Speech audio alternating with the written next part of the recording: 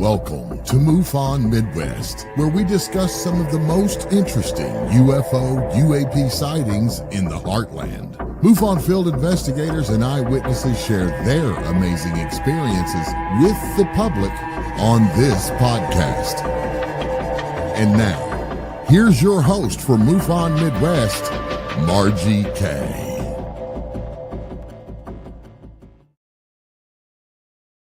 Good evening, everyone, and welcome to the program this evening. We have a good show for you tonight. I think you're going to find very interesting. My guest is Emory Taylor.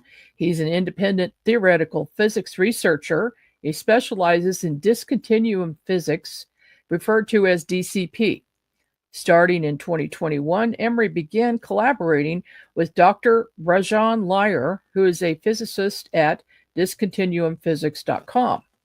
Dr. Iyer is the head of mathematical DCP, while Emory is the head of the DCP team and head of conceptual DCP.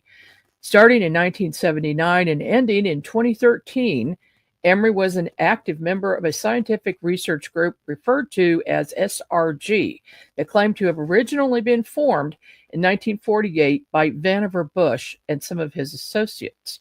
And we will find more about Emory in just a second. Welcome to the program. Glad to see you. Well, thank you so much for joining me this evening. Some of your work really caught my eye. It sounds just fascinating. I think the number one thing that got my attention is the alien communication device. So, but let's just go back and start early on. How did you get interested in physics to start with? Actually, I wasn't interested in physics at all. There's some parts I don't want to tell you. And I began being involved with SRG, and I was not, at that time, I was not a scientist. And I eventually became independent theoretical physics researcher.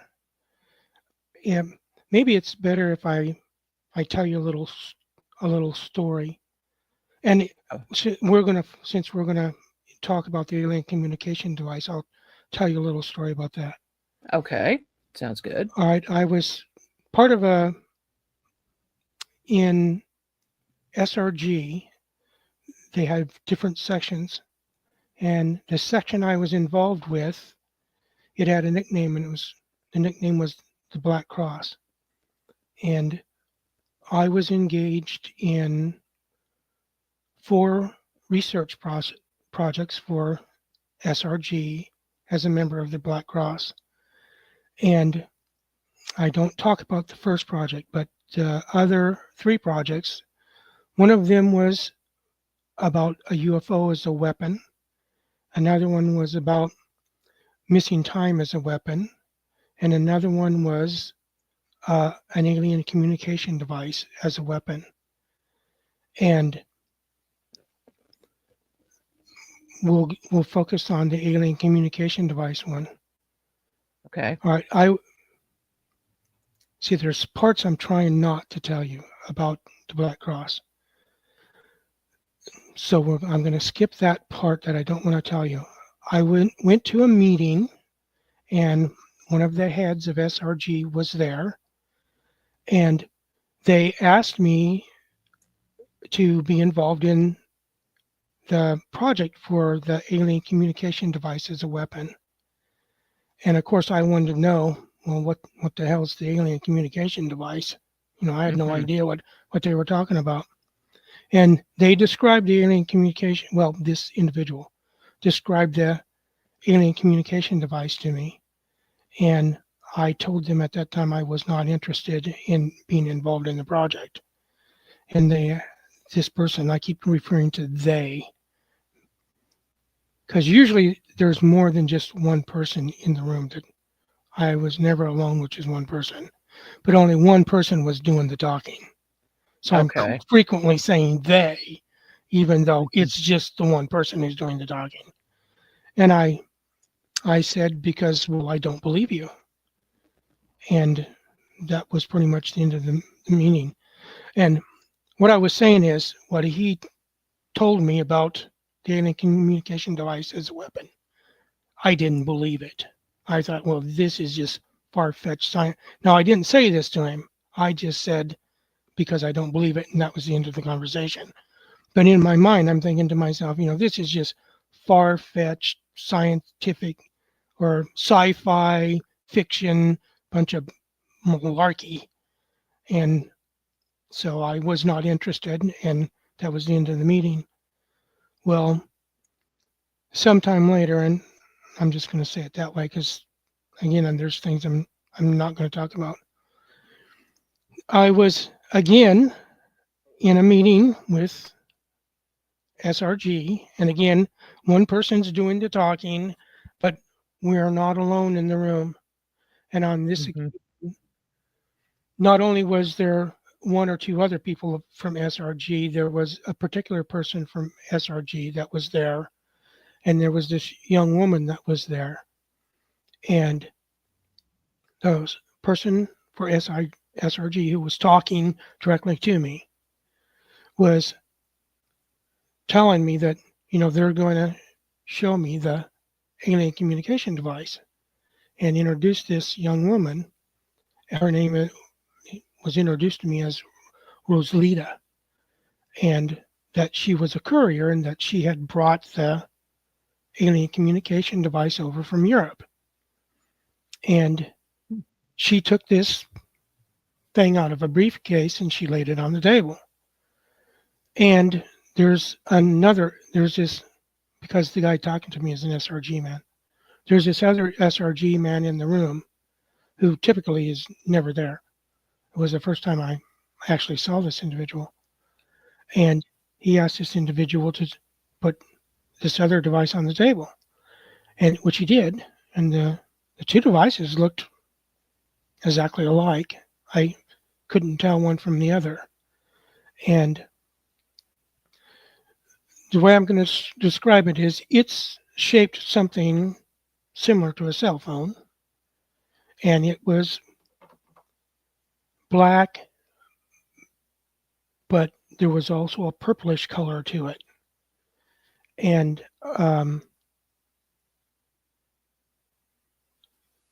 I picked up, well, of course I picked up the alien communication device first because, well, I was interested in finding out, so I picked it up and it immediately started to work. And inside not outside of my mind, but inside of my mind, I heard these voices talking, and of course, language that I didn't understand. And I started seeing this vision, and in the vision there, I could see what we commonly refer to as icons. And I focused on one of the icons, and everything changed. The other icons were gone, and now something else was going on, and you could see, aliens doing something, and you can hear a voice saying things, but it's in a foreign language, so an alien language. So I had no idea what the heck they were talking about. But the point was, this is what they had described to me, SRG had described to me, and that I thought was, just nonsense, and why I said I would not participate in the project. Well, I set that alien communication device down, and then the other one, the one the SRG man had, and it sat on the table. They told me that was their attempt to reverse engineer the alien communication device. And like I said, it looked exactly like the alien communication device. And I reached over and I picked it up, and I immediately noticed, well, two things. Number one is the surface of it did not feel the same as the alien communication device. It felt different. And nothing happened. It was like a paperweight. So I set the thing down, and of course nothing happened because Well, it didn't work in the first place. And that's when I agreed to be involved in the project. And in essence, they wanted to know how it was that the alien communication device actually worked and why their attempt to reverse engineer it did not work. In other words, they had come to an impasse that they couldn't get around. Mm-hmm. And so they were, because I was a member of the Black Cross, they were asking me if I could figure this out. And I inquired a little bit about the alien communication device and, you know, what's inside there, what's it made of. And they're the ones who told me, SRG, the guy standing there, is the one who told me that, well, it's really just a crystal. That's all that it is. There's nothing inside there. There's no, like with a cell phone, there's stuff inside of there. Right. And the other thing is just a crystal. That's all that it is. And like I said, I agreed to try and figure this out. And that was all right. Now, that's the end of the part of the meeting that I'm going to tell you. The other parts I'm not going to tell you. Okay. And so it's the physics that you have to know in order to, well, first off, the alien communication device it operates on an advanced physics that at that time we didn't know. So of course it's going to be impossible to reverse engineer it because you don't know the physics that's required to reverse engineer the darn thing. Mm-hmm. So you can monkey around all you want, you're not going to come up with a working device. And they didn't. They came up with a device that looked identical to the other one, but it didn't work.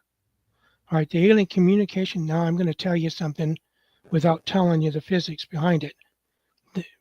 You know the physics, and then this more makes sense, is that crystal is not something that you go out and dig up out of the ground.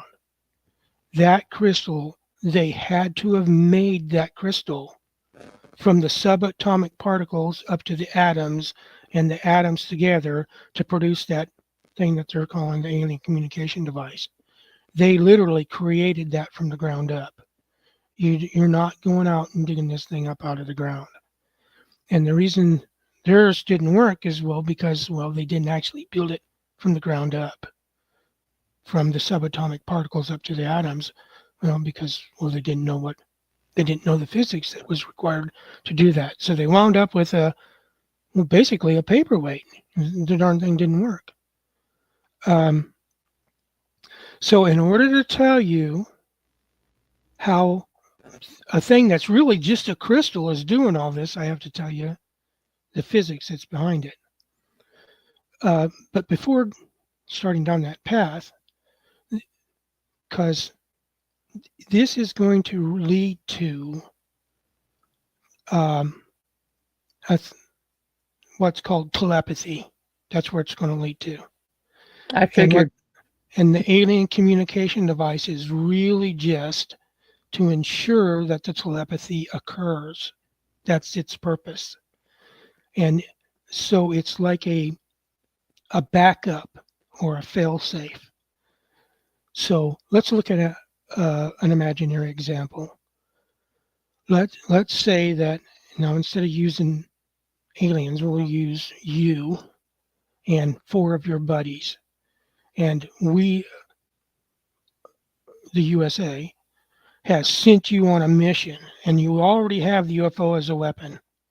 And you've used UFO to get over to an exoplanet where there's an alien civilization. And you have to be able to communicate back to the Earth, to the people that you're working for, without the alien civilization knowing that you're there. So you can't be sending the signal. This cell phone right here actually works on if you talk to a technician, they're going to tell you stuff about everything that's inside there. There's not actually a miniature hard drive in there, but there's a thing that takes the place of a miniature hard drive. And it's like a computer inside of there, and there's an antenna. Sometimes there's two of them for sending and receiving. Mm-hmm. And this thing has an on and off button, and you use your hand to turn the thing on. The screen lights up and you see icons sitting there, and you use your finger to touch the icon, and the icon is really for an app, and the app is for a program that when you touch that icon, the app, which is the program, begins to run. And that's how you use this cell phone. And if you want to call somebody, of course, you're using the app for the phone, and it's sending out a signal. And it does that because there's energy stored somewhere inside of here. You got to have energy to be sending a signal. And it's stored on a battery, and then it's sent out. You send out basically electromagnetic waves. And anybody who's got an antenna can pick up this electromagnetic wave that you're sending out. And of course, you don't want to be doing that because you don't want them to know that you're there spying on them. Right. And there go the alien communication device. Now, the part that I've not been telling you in this is that this cell phone operates on what's called continuum reality, which is physical reality. Continuum reality and physical reality are the same thing. In dis-continuum physics, the technical name is both of those. It's continuum reality, and in parentheses, physical reality. But it's this, if it doesn't matter if I say continuum reality or physical reality, it's the same thing. This cell phone works on physical reality. The alien communication device does not work on physical reality. They're sending signals, not at all. They're using telepathy is what they're using. Mm-hmm. Okay, now there's you and your 4 buddies, and the U.S. has sent you off to this exoplanet, and you're over there spying on these aliens, and something happens, and the craft that you're in goes down, and you get killed, and you're the only one in the ship that's capable of telepathy. The other 4 people aren't. So now they're stranded. What are they going to do? You're dead, and now they can't communicate with anybody. Well, every one of them happens to have the alien communication device on their belt or in their pocket or wherever. And all they have to do is grab hold of it, and it immediately starts working. Now, even though they themselves are not capable of telepathy, now they are because they got a hold of the device. Wow. That's what the alien communication device is for. It's a fail-safe. So when the aliens are out on a mission, some of them might not be capable of telepathy. And if something happens to the person that is capable of telepathy, they have to have the device as a fail-safe, as a backup. Mm-hmm. And that's what it is. That's really the only thing that it is. I have got so many questions. Where did they get this device? Directly from ETs? That part of the story they didn't tell. All I know is what they told me. Rosalita was the courier and brought it over from Europe. That's the only part I know. Now, I would assume they somehow got it from aliens because it's nothing but a crystal and the darn thing turns on. And when you focus on what we call, an app, it opens up. And in the one I was looking at, these aliens were running around in there doing something. And there was talking going on. I didn't understand a damn word of it, of course. So wow, obviously they got it from somewhere. Does the device only communicate with one alien species? How would I know? They're talking in a language I don't understand. Okay. Are you going to get into any trouble talking about this in public, or did you sign a non-disclosure? No. SRG is not part of the industrial military complex. It's not part of the military, and it's not part of the government. Now, I keep saying they, but typically I'm talking to one person, but they're never in the room with me alone. There's always somebody in the room who is armed to the teeth. And occasionally there's other people there.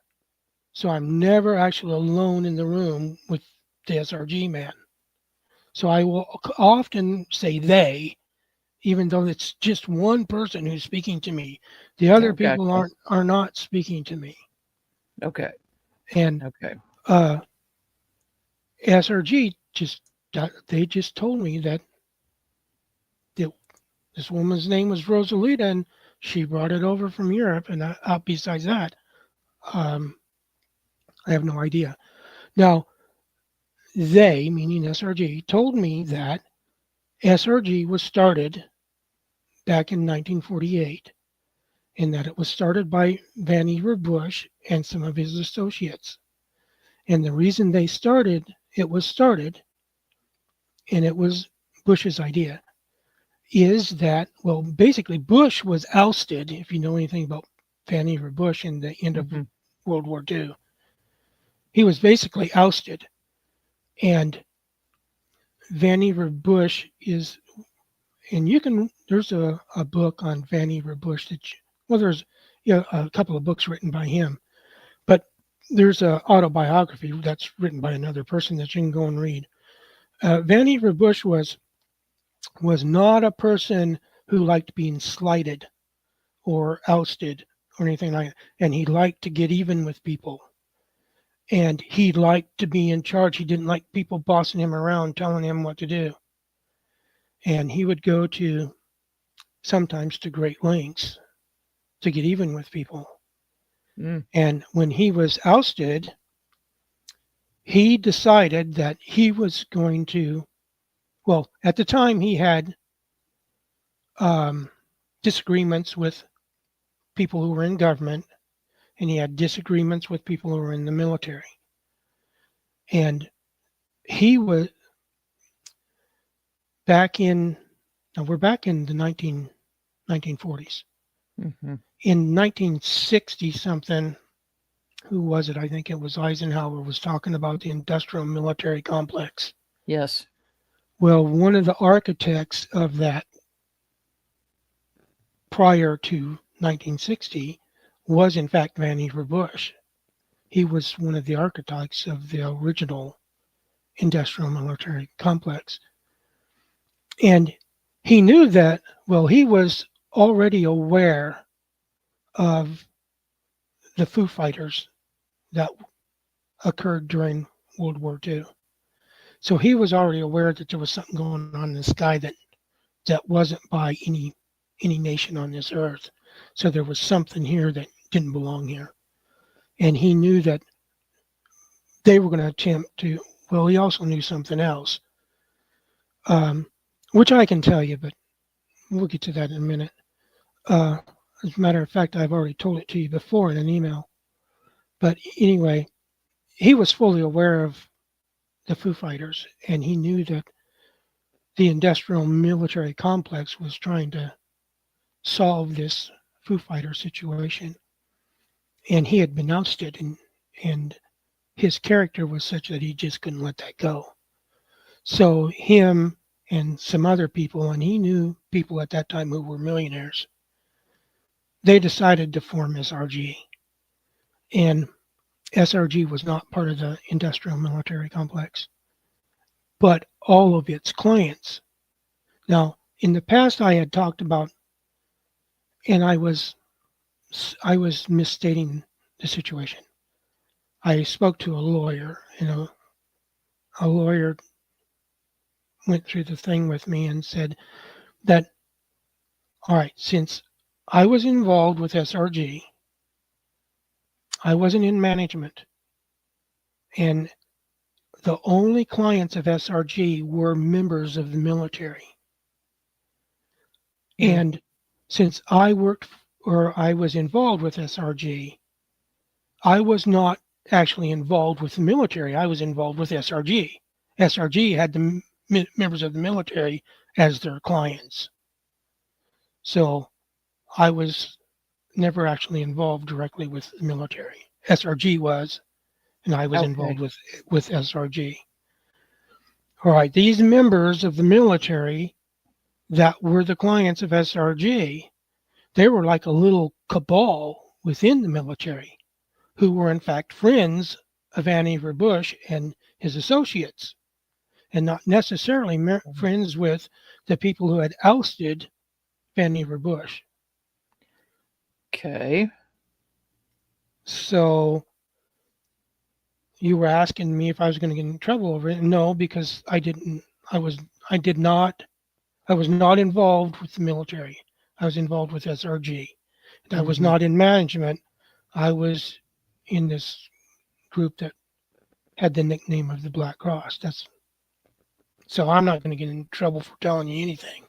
As a matter of fact, there's 12 papers that have been peer reviewed and published. Two of them were authored by me, and the other 10 were authored by me as the lead author and you were pronouncing his name wrong. His name is actually Iyer, not liar, Iyer. But anyway, that just... Okay, sorry about that. I didn't know how to pronounce it the first time either. So anyway, he's a physicist. He has a PhD, and he's the co-author on the other 10 papers. And those papers are specifically about something that's never mentioned in the papers. They are specifically about the UFO weapon, the missing time weapon, and the alien communication device weapon. That's what those papers are about. And there's 12 of them. And they're divided up into 3 groups of 4, which means the 4th paper of each of the 3 groups is a table of realities. The original table of realities is in group 1, which is papers 1 through 4. The first update to TOR, the table of realities, is shortened to TOR, and it's pronounced as a name. The name is TOR. The second group of papers, which goes up to paper number 8, has the first update to TOR. And the third group, which goes up to paper 12, has the third update to TOR. And you have to have that table of realities. Now, remember back when I said that their reversed engineer thing was nothing but a paperweight because it did nothing? And you have to know the advanced physics in order to be creating those aliens created that thing from the subatomic level up. Well, first you have to know that there's different realities. That's the first thing you have to know. And I explain it in reverse order because it's easier to understand. Now, Einstein, everybody knows who Einstein is, and you know that he wrote relativity. And most people know that relativity is actually 2 separate parts. One is special relativity, and the other one is general relativity. And Einstein's theory of gravity is general relativity, and it's a curvature of space-time. And in special relativity, the space-time is there, but nothing's curved, and the time dilation and length contraction are also there. Okay, and the 2 of them, special relativity and general relativity, are together just relativity. Now, relativity requires the continuum concept, and a property of the continuum concept is infinite divisibility. And a lot of people are familiar with this for the real number line, I believe is the term that's used in mathematics. And you have this line, and in the middle there's the 0, and over on the right-hand side there's the positive numbers, over on the left-hand side there's the negative numbers, and there's also the rational and irrational numbers. It's just all the numbers. All right, between any 2 points of the number line, there's an infinite number of points between those 2 points.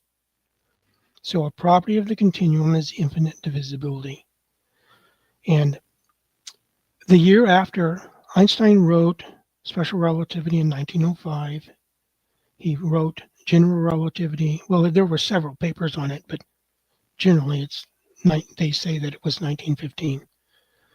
And the very next year, in 1916, he wrote this book for the general public about special and general relativity, and it was for anybody who had graduated high school.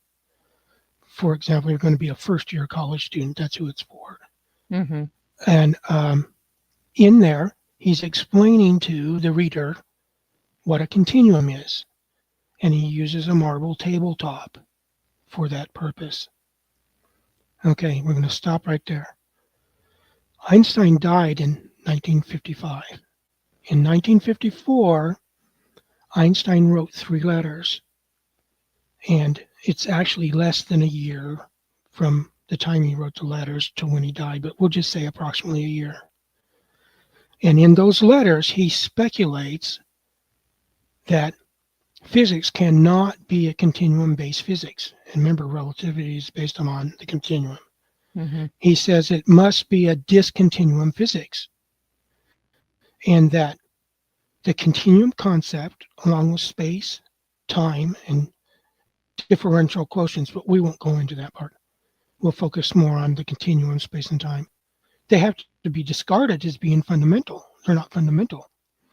Okay. Now, Einstein's the one that said that in those letters. Now, what Einstein was saying is relativity is not fundamental.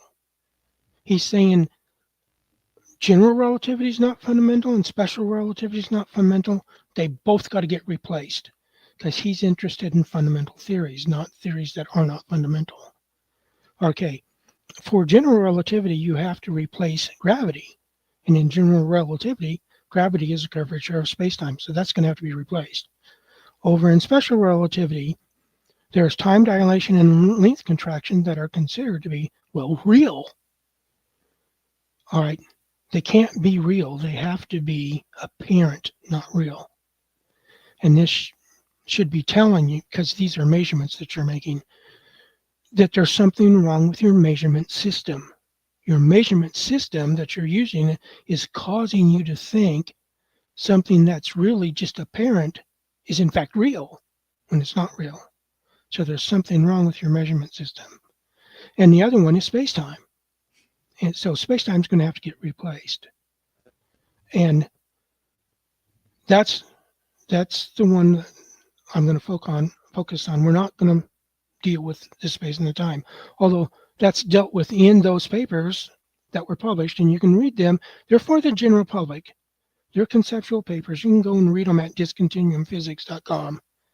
And some of them do have math in it, but right before the math, I tell you what the math is going to tell you. And right after the math, I tell you what the math just told you. So if you don't like the math, you don't even have to look at it if you don't want to. You just read the paragraph before, skip the math, and read the paragraph after, because they're just really conceptual papers. Excellent, because some people don't like math. I know. So anyway, we're going to skip over the part about time dilation and length contraction, although that is dealt with in those papers.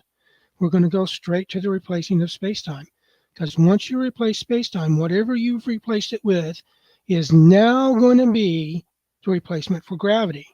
Because you got to remember, in relativity, gravity is really just a curvature of space-time. So once you replace space-time, a curvature of the replacement becomes the gravity. So we're going to focus on the space-time. All right.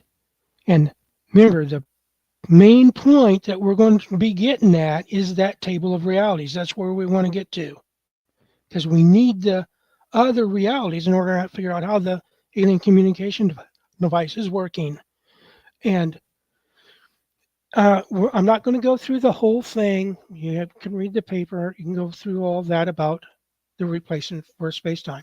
What I'm going to tell you is we use the balanced energy ledger in order to replace space-time. And the balanced energy ledger is that in a closed system, you can't create energy out of thin air, and you can't just destroy energy. The energy has to stay the same. So if you do something over on one side that's taking away some energy, over on the other side, something's got to be acquiring that energy, and vice versa. So your energy ledger is always balanced. It's not, out of balance. All right, in order, and I'm not going to run through the whole thing. Simplify it. Right. The reason the energy ledger has to be balanced is because of the conservation of energy. In a closed system, you're not creating or destroying the energy. All right. We're going to replace space-time.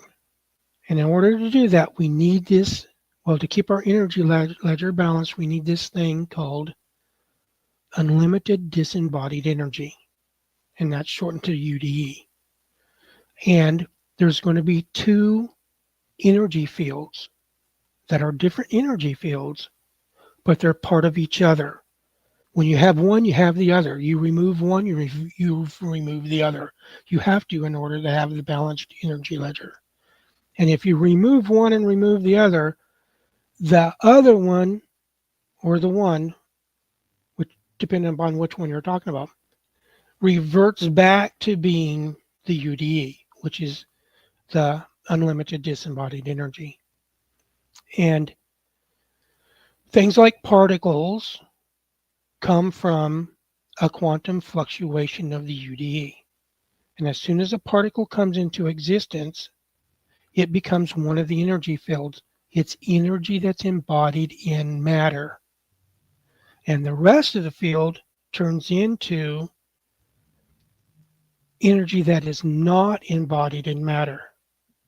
Okay, the energy that's embodied in matter, that field is referred to as an EED field.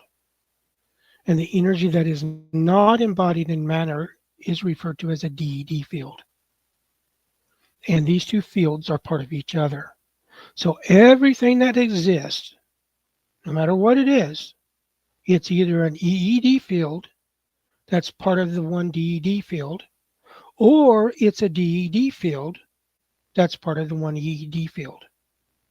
So the important thing to know here, there are no separate things. And the way I'll describe this to you is, your body is made out of subatomic particles. And those particles have come together to form atoms. That's what your body's made out of. My body's made out of the same thing. Okay, those subatomic particles, which means those atoms, and here we're ignoring any electric fields and magnetic fields. We're just ignoring that. We're thinking about just the particles. All of those particles of your body are EED fields, and they're part of the DED field. And all the subatomic particles of my body are EED fields, and they're part of the DED field. And because of the fact that your particles are part of the DED field and my particles are part of the DED field, our particles are part of each other. Mm-hmm. That's how they're part of each other. There are no separate things. Okay, so that brings up the question, why does it look, every time you look around the room, you're looking at that thing that's called physical reality. It's continuum reality. Well, why does it look like they're separate things? Why is there a me over here and a you over there? Why does it look like that? Because you're staring directly at, you look around the room, whatever you're looking at, you're staring directly at continuum reality, physical reality. It is, in fact, a real reality, but it's not fundamental. And the thing about that is it can be manipulated. There are, in fact, other realities, and we got to get that table of realities so we know what those realities are. Okay. Now, remember I told you about Einstein and relativity being based upon the continuum concept, and the concept requiring the property of infinite divisibility, and Einstein saying, well, this just can't be. This stuff isn't fundamental. What he's telling you is there's a different reality. That's what he's telling you. So now you got to go looking for it. And we've replaced now the replacement for space-time, which is the energy embodied in matter, which is an EED field, and the energy that is not embodied in matter, which is the DED field, and they're part of each other. Okay, this is called the depth field, and it's DEF with a dash and a field, and the DEF stands for something. You just have to know that it's the two fields that are together. They're not separate things, and it's called the depth field. Okay. Now, clearly, the depth field is not based upon the continuum concept because one of those is a non-physical field. Energy that's not embodied in matter is a non-physical field. So there has to be spaces between the particles, and those spaces have to be non-physical spaces, which means you no longer have a continuum. So you have a discontinuum. And that depth field, which is a discontinuum, a curvature of that depth field is the gravity. So now we've got now remember, we skipped over the part about the space and time because, well, it's a little complex and we don't need it to get to table of realities. So we've now replaced special relativity, we've replaced general relativity, and those are the two parts that are collectively referred to as relativity. So now we've replaced relativity. And we know that there's a physical reality and there's a non-physical reality. The physical reality is the EED field, which is the energy embodied in matter. And the non-physical reality is the energy that's not embodied in matter. It's the DED field. So now we know we got two realities, and those two realities are in fact inseparable. They come together. You don't get one by itself. They come together, and if one of them goes away, the other one goes away too. And it all reverts back to the UDE, which is the unlimited disembodied energy in which a quantum fluctuation occurred that brought this whole thing into existence. Okay, so we know that two realities came from the UDE. So we're going to give the UDE a name, and that's going to be no reality. But it is a reality. It's just expressed in a negate term. So now we have three realities. We have the no reality, from which the other two realities, which is continuum reality, the physical reality represented by the EED field, and the discontinuum reality, which is non-physical reality, which is represented by the DED field, which is the energy that's not embodied in matter. So we got three realities. Now, Einstein said that Newton's theory of gravity, boy, we're burning up a lot of time here. We are. We're getting close. So we might have to conclude this in a different episode. But anyway, Einstein said that Newton's theory of gravity was the first approximation of his theory. Well, if his theory is not fundamental, let's just remove that, and now we're back to Newton's.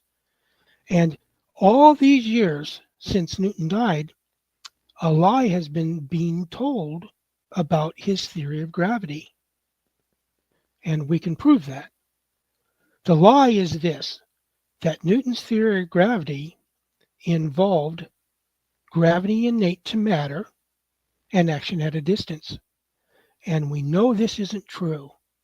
We know that Newton wrote letters to two people, Richard Bentley and this other guy, I can't think of his name right at the moment.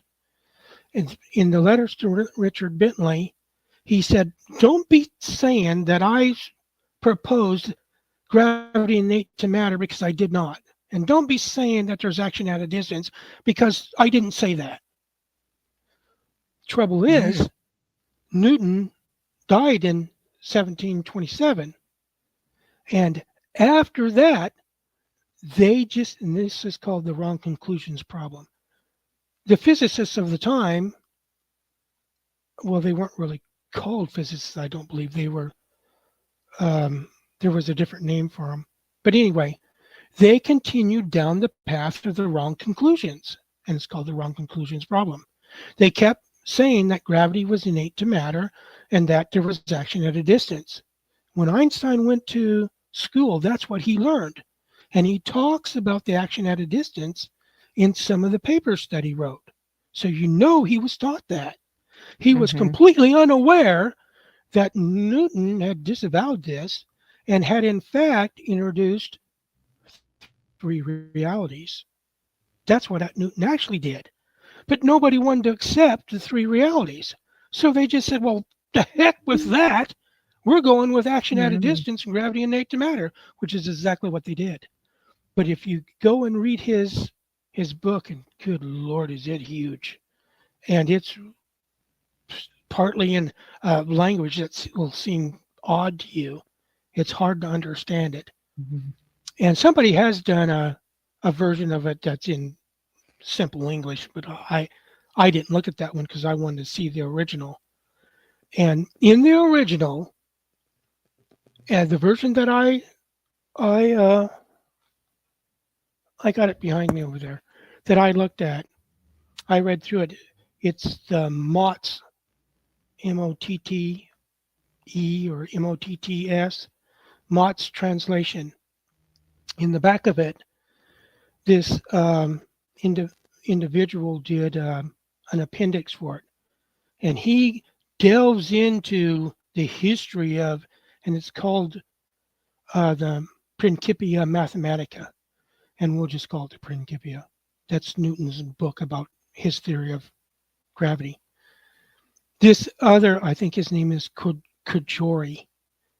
He goes into a history of the Principia and a history of Newton's ideas about hypotheses and a history of hypotheses that he had proposed as being the cause of gravity. And that in there is where I learned about these letters that Newton had wrote to Bentley and this other guy where he disavowed this action at a distance and gravity innate to matter. And in there he explains that in the second edition, Newton made a whole bunch of changes in there. And two of the changes, and they occur in different places, so it happens more than just twice, but they're aimed at there not being gravity innate to matter, and there not being action at a distance. And in order to drive this point home, he tells you specifically, you don't think of a point as being a material thing. It's just purely mathematical. And when I say that gravity is the force, you're not to think of it as a physical thing. You're just to think of it as a mathematical thing. And the reason he was doing this is because in the letter he said he didn't know if the cause of the property of gravity is something that's a material thing or something that's an immaterial thing. He didn't know which one it was. And it was up to the readers of the Principia to decide for themselves. Is it something physical or is it something non-physical? Because Newton didn't know what it was. So what has Newton just done? He's just introduced three realities. Yeah. One is a physical reality, and the other one's a non-physical reality. And the reader of the Principia is supposed to decide between the two. And in the meantime, we're using this mathematical reality. You don't think of it as a physical thing. It's a mathematical thing. It's not a physical force. It's a mathematical force. So actually, from the time of Newton, we had three realities. So now in our little quest to get that table of realities, we actually have four of the five realities. We have the no reality for the UDE, from which the energy embodied in matter came from, which represents physical reality, and from which the energy not embodied in matter came from, which represents non-physical reality. And we now have the mathematical reality that Newton was using. So we have 4 of the 5 realities that we need in order to be able to make, well, I'm going to leave the making of the device to other people. I'm a theorist. I'm not an instrumentalist or experimentalist or a I was materialist. I was hoping you were going to tell me you would build them, build some of those. But on Well, the other I'm hand, not maybe that. that's not a good idea. Well, I'm pretty sure they either did build one or they've been working on it since way back when they originally showed me the alien one. Because, well, I eventually did tell them what I'm telling you right now, so that they knew that, well, you're going to have to use a different reality. You're going to have to use non-physical reality. Non-physical reality is the reality that's applicable to subatomic particles. And remember, I told you they build it from the subatomic particles up. The reason why, now remember, we're both part of the depth field, so we're not actually separate things. When you look at the table of realities, it shows you that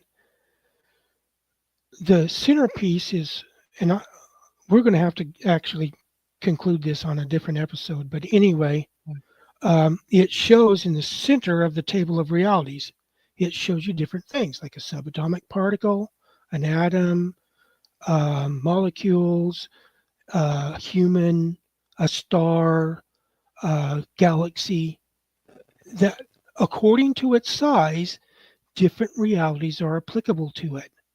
Well, the reality that's applicable to subatomic particles is no continuum reality, which is non-physical reality. And in non-physical reality, we don't know much about it, so we have to, I'm trying to get race to the finish here. We have to think of it by using metaphors. Okay, in non-physical reality, all the subatomic particles that there are in the universe, which includes the one in your body and the ones in my body, or they're all thinking the exact same thing. They're all thinking, I'm the only subatomic particle that exists. I'm at the only place that exists, and that place has no size. And what I mean by size, it has no physical size.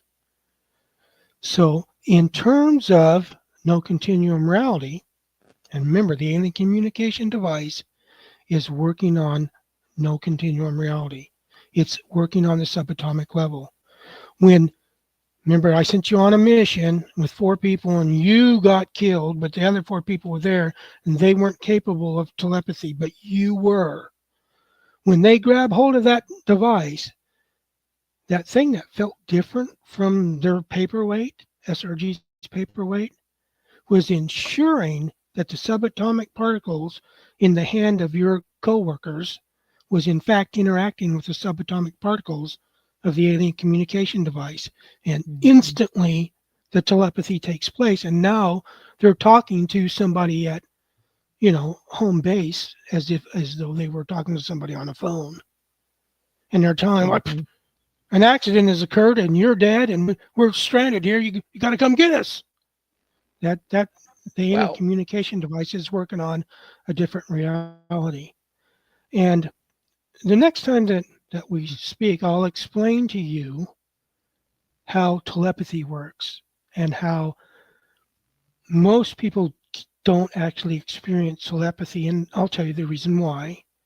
And some people do, and I'll tell you the reason why. And I have the